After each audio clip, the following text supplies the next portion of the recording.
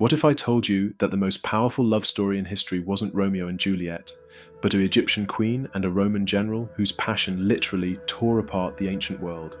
Picture this. The last pharaoh of Egypt, brilliant and intoxicating, meets Rome's most formidable warrior in a golden barge floating down the Nile. Their love affair would shake empires, trigger the greatest naval battle of antiquity, and ultimately reshape the Mediterranean forever. This is the story of Cleopatra VII and Mark Antony.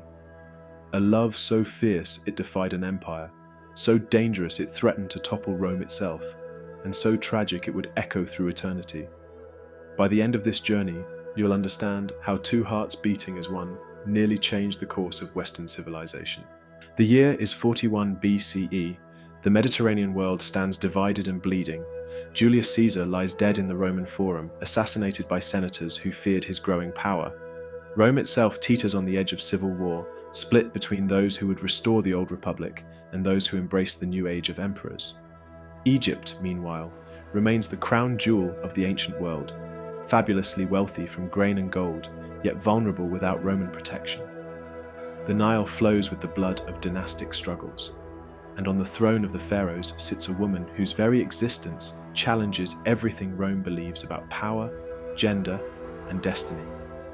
This is a world where kingdoms rise and fall on the strength of alliances, where a single decision can do millions, where love and politics dance together in a deadly embrace. The stakes couldn't be higher. The future of civilization itself hangs in the balance. Enter the players. Destiny meets desire. Cleopatra, 7th, the last pharaoh. She was not, as Hollywood would have you believe, a woman of ethereal beauty. Ancient sources tell us Cleopatra's true power lay not in her appearance, but in her mind. Sharp as Alexandria's lighthouse beacon, cunning as the serpent that would one day claim her life. Fluent in 9 languages, educated in mathematics, philosophy, and rhetoric, she was perhaps the most intellectually formidable ruler of her age. But Cleopatra was also a survivor. At 18, she had already clawed her way back from exile to reclaim her throne. She understood that Egypt's independence hung by the thinnest of threads, and that thread was Rome. To preserve her kingdom, she would need to seduce not just men, but destiny itself. Mark Antony, Rome's wounded lion. Marcus Antonius, Mark Antony to history, was everything Rome admired and feared in equal measure. A giant of a man with the appetites to match, he could drink his soldiers under the table and fight beside them in the mud. Caesar's most trusted lieutenant, Antony, had helped conquer Gaul and crossed the Rubicon. He was Rome's golden boy, beloved by the legions, feared by enemies. Yet beneath the warrior's facade lay a man haunted by Caesar's ghost and tormented by his own demons. Antony craved not just power, but meaning, something to fill the void left by his mentor's death. He was, in the words of his enemies, a man born for great things, but corrupted by the wine cup and the marriage bed. Octavian, the cold calculator.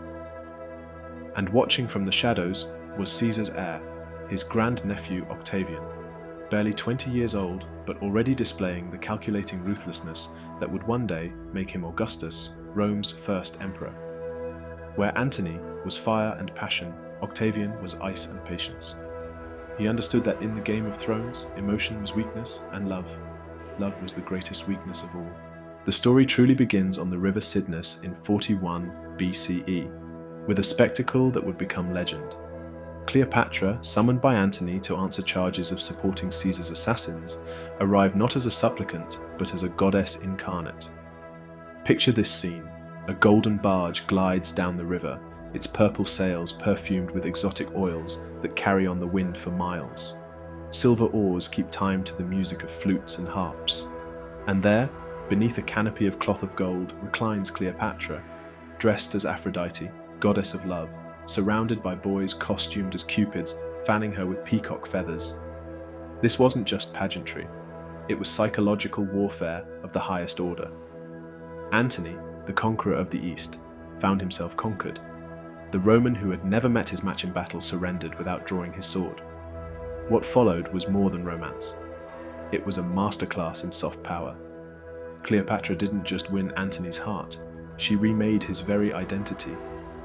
In Alexandria, surrounded by the treasures of the pharaohs and the wisdom of the ancient library, Antony began to see himself not as Rome's servant, but as the East's champion. They formed a society called the Inimitable Livers, devoted to pleasure, luxury, and each other.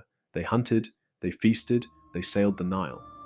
Cleopatra would disguise herself as a servant to walk Alexandria's streets with her lover. Antony would dress as a common fisherman to share in simple pleasures. But beneath the revelry lay something deeper, a genuine meeting of minds. Cleopatra had found in Antony not just a protector, but an equal. Antony had discovered in Cleopatra not just a lover, but a partner worthy of his ambitions. Back in Rome, Octavian watched Antony's eastern adventures with growing alarm. The Second Triumvirate, the three-way alliance between Antony, Octavian, and Lepidus that had divided the Roman world, was cracking under the weight of ambition and mistrust. Antony's marriage to Octavian's sister Octavia had been meant to cement their alliance. But when Antony abandoned his Roman wife to return to Cleopatra's arms, he handed Octavian the perfect weapon: moral outrage. The Roman people, raised on stories of disciplined virtue, recoiled at tales of their general going native in decadent Egypt. In 34 BCE, Antony made a decision that would seal his fate. In Alexandria's great gymnasium, before a crowd of thousands, he staged what history remembers as the Donations of Alexandria, a ceremony that essentially carved up the Eastern Mediterranean and handed the pieces to Cleopatra and their children. To Roman eyes, this was the ultimate betrayal. Antony wasn't just sharing power with a foreign queen. He was giving away Roman conquests to satisfy his Egyptian mistresses. Octavian's propaganda machine went into overdrive, painting Antony as a man bewitched, a Roman general who had become Egypt's puppet. By 32 BCE, the die was cast. Octavian had maneuvered the Roman Senate into declaring war, not on Antony, cleverly, but on Cleopatra herself. This allowed him to frame the coming conflict not as civil war, but as a patriotic struggle against foreign influence.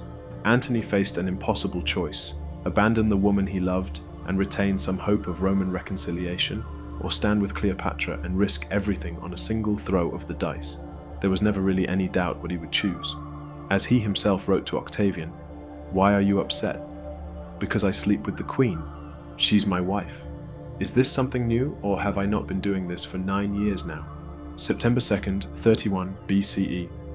The waters off Actium on the western coast of Greece would witness the largest naval battle of the ancient world.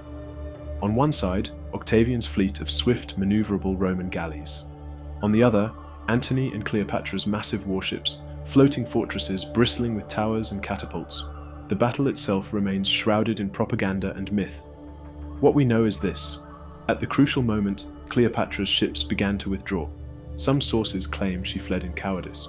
Others suggest it was a planned retreat to preserve the Egyptian fleet. What matters is that Antony, seeing his queen's ships departing, abandoned his own forces to follow her. In that single moment, an empire's fate was decided. Antony's fleet, leaderless and demoralized, surrendered or fled. His legions, witnessing their commander's departure, began defecting to Octavian.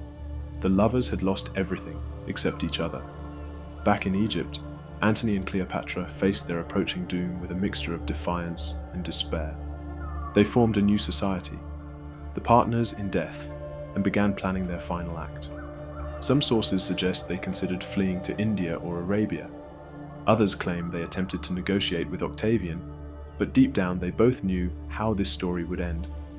Cleopatra began testing poisons on condemned criminals, seeking a death that would be swift and dignified.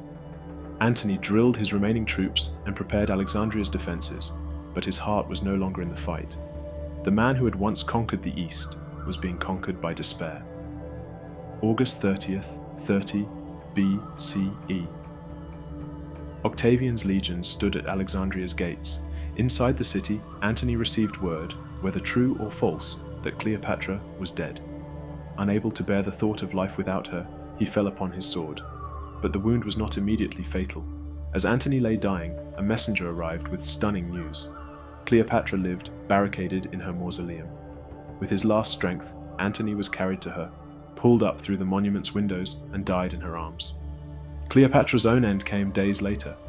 Captured by Octavian but determined to die a queen, she allowed an asp, the sacred serpent of Egyptian royalty, to bite her breast. She died as she had lived, on her own terms, defiant to the last. Cleopatra represents something we all recognize: the eternal tension between duty and desire, between what the world expects of us and what our hearts demand.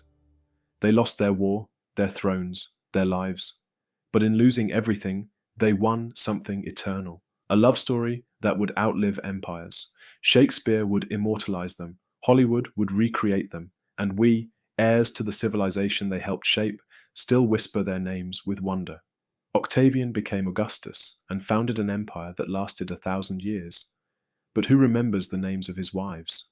History is littered with the tombs of practical men who chose power over passion. Antony and Cleopatra chose differently, and in choosing love, they chose immortality.